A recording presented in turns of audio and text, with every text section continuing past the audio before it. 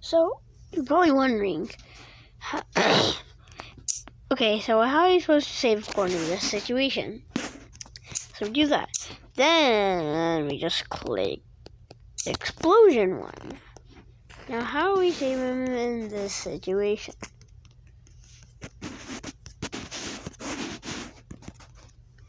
Now, I don't know, but I don't know. I think we just have to let him die. That's what happens.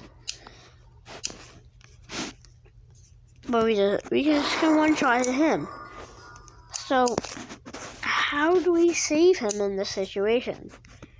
If he's gonna be blown apart into smithereens. Well, first you want to click the top buttons and boom, and then you just remove corn.